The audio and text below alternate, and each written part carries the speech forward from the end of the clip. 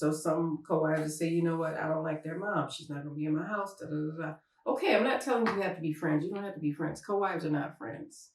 If I don't like my co-wife in a crazy mixed up world, that doesn't give me the right to mistreat her children or our husband's children or their children together.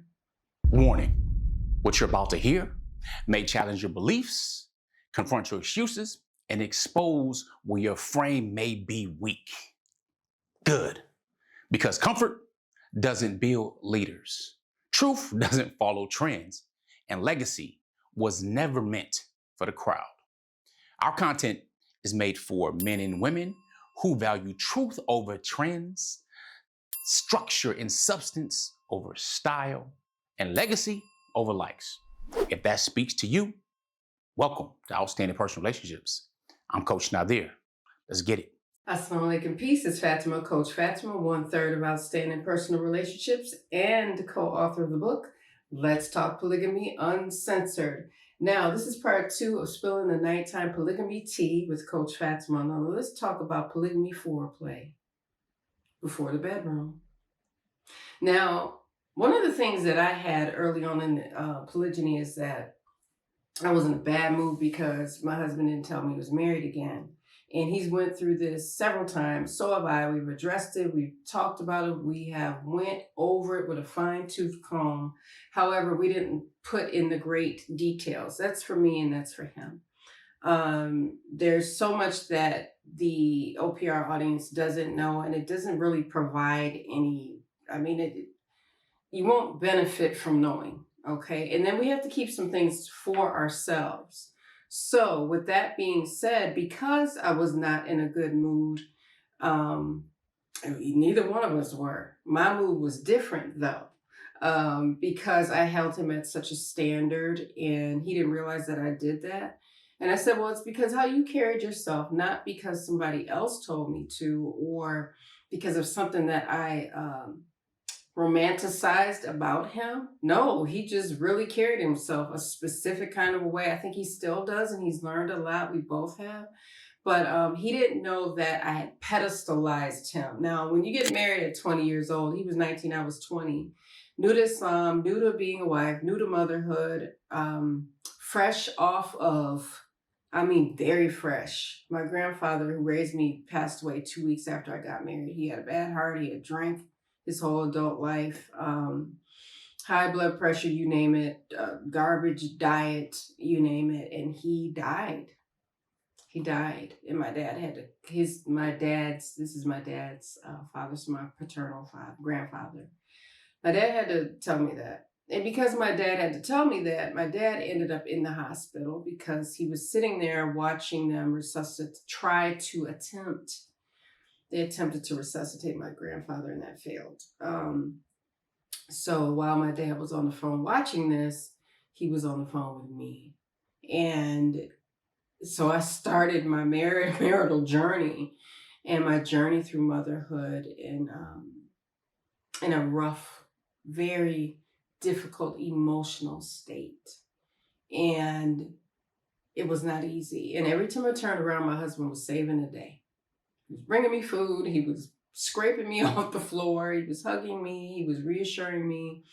My friends, my close-knit group of friends, they built this wall around me. So unbeknownst to me, when my husband was done with that wall and that protection, that emotional protection in that regard, I thought it was still erected. And I was like, that wall is still there. He's still going to move this specific way, not thinking and considering that people evolve, people change. So yes, I was upset. He knows why I was upset, and deeply hurt. And it's really, that kind of upset comes from disappointment and thinking that you have a certain respect level a mutual respect between spouses. And it's just a different thing than that. It's something that he has regretted and learned from in a specific way. And I learned that from him. And I really appreciate that he shared that with me, because I only know his life through the lens in which he tells it. I had to learn that too. And one of the things that I had expected, this is foreplay before the bedroom. And that's what I call it. We think foreplay happens in the sheets. It doesn't happen in the sheets. It can. It can if you play the cards right. Meaning that much of what we do physically with a spouse heavily relies on the level of respect that we have for our spouse, our marriage, the way we communicate, our lack of communication, the way we learn. Again, the lens that we're looking through. I look through the lens of Coach Fatimah. I look through that lens and I said, well, this is how I would do this. I don't get that. I would tell somebody before I got married again because I'm not going to be hiding and doing all this other stuff. And then something said to me very quickly, you are a woman, you're a wife in polygyny. You're married to a man that practices polygyny. That's different. That's different. That's different. You have to be very careful about how you move. You're not going to move the same way. You're not going to measure it the same way.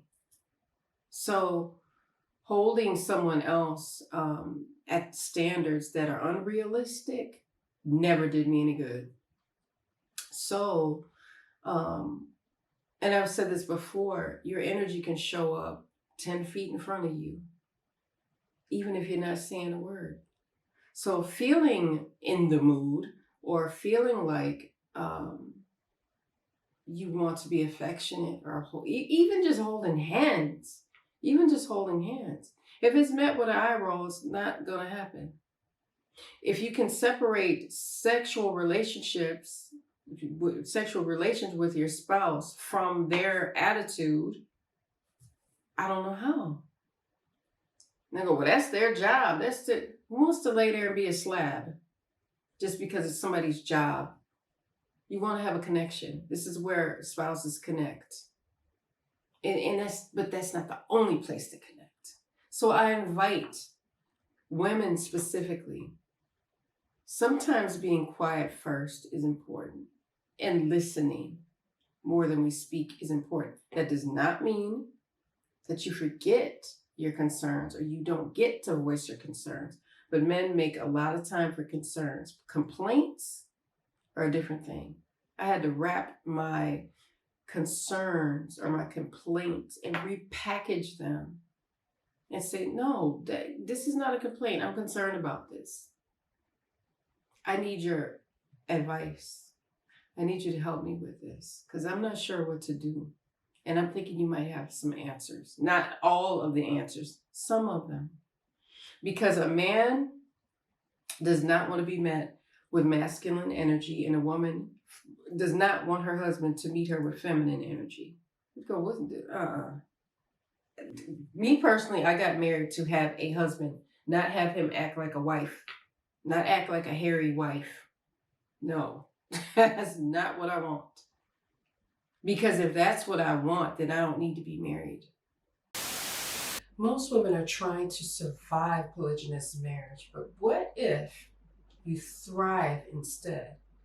That's why I created the Frame Playbook for Women. Frame is a practical approach to help women get through their emotions and straight to fulfillment. Because your life does not have to end when your marriage changes, so that you can become stronger, wiser, and more fulfilled. So make sure you visit polygamybooks.com to get your copy today. I'm Coach Fatimah. Peace. I don't want to run the show. I'm not his mother. So connecting and thinking about foreplay has to do with your mouth and the way you communicate. We want fulfillment, but we don't think about foreplay enough. Are you asking how each other's day is? Do you care about each other's health? How are you treating one another's children? Foreplay, for example, has much to do about communication. So if I'm being really nice to my son that I have with Coach Nadia, really mean to the sons that he has with Coach Nyla, he might not like that. Now, I wouldn't do that. Everybody gets fair treatment here. You get in trouble, you get in trouble. It could be my son, it could be my bonus sons, it could be anybody. You get in trouble, you get in trouble. You know what you're supposed to do, and if you don't, we'll help. We'll help you. But it's not, I treat my son better than I treat my bonus sons. That's not going to happen. So if my son is here eating popcorn, for example, my next question for my son is, do you have enough for your brothers? Because what he's not going to do is eat in front of them. He's not going to do that. Those are your brothers. Did you offer them some? And he'll go, yeah, I got enough. I have enough for everyone. Okay. Because I wasn't seeing it in the pot, which meant he probably was going to make some more. That's fine. But I want you to have the right answers for me because these are your brothers. Now, with that being said, I don't have to like their mother. So some co-wives say, you know what? I don't like their mom. She's not going to be in my house. Da, da, da, da. Okay, I'm not telling you have to be friends. You don't have to be friends. Co-wives are not friends. They're not, it's not that. I had to learn that. So if I don't like my co-wife in a crazy mixed up world, that doesn't give me the right to mistreat her children or our husband's children or their children together. That speaks to me. That speaks to, what is your personality? What are you trying to do? Who do you think you are? Things of that nature. But when our husbands see us making it easier, when we see them making it easier, that opens up our heart to loving more and on a deeper level. That is part of foreplay and polygyny. Okay. I don't want to icky the word up, but just like intimacy, some people think of sex right away. Intimacy is holding hands. Intimacy is giving a smile, talking softly, giving a hug. Intimacy is offering a cup of tea. So if I'm sick and my husband makes me some tea, that's an intimate moment. If he takes my co-wife to the doctor, that's an intimate moment because that's care. That's saying I love you. And he calls all of us to the doctor when he needs to. But we gotta understand how to identify intimacy and what foreplay looks like. And then all of this happens before the bedroom, and then the bedroom is that much more enjoyable.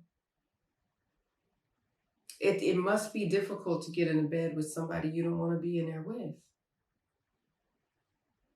Because of communication, because of a disrespect, because of lack of care for their children. I met a woman that said that her husband's bonus children couldn't come in their house. And I said, why not? She didn't expect me to say why not. Why not? Her answer wasn't good enough. Because I have to think about my children, and I said, I would want them to be welcome in whatever home my husband is in. So they're welcome in my co-wife's home with him. My bonus children are welcome in my home that he shares with me. These are his children. And my bonus children, who are adults, they're grown, they're very grown. They're welcome in the home that their stepfather is in. That's their father. That's where they're welcome. They're welcome. He helped raise them. And they're welcome there with a smile and good treatment. Not contempt, not resentment, and things of that nature. Because again, even if co-wives don't like one another, let's not take it out on the children. The husbands are watching how we're interacting with one another. Are we being cordial and polite? That's good. That's a good thing. Are we hanging out together? That's a good thing. It should be a good thing. But are we being mean and swinging on each other and getting ready to, what are we doing? I don't believe any man that's healthy, peer, wants to watch his wives swing on one another or call each other names or call their children or mistreat children. What are we doing? And then we wonder why we hit a wall in the bedroom. We can't even get there. Can't even get there because all the drama, right? So I just wanted to share that. It's part 2. I want to keep going and going and going. But I hope you got some gems from this video. Think about what foreplay should look like in your marriage. Is it some of the things that I mentioned? Are you trying some of the things that I mentioned? Do you need to regroup and rethink and get more creative? Ask yourself the question. Have enough courage to ask yourself the question if you don't, and it's okay. So with that being said, I'm going to leave you off with some GLC. But before I do, put foreplay in the comments. Put foreplay in the comments if you reached the end of this video.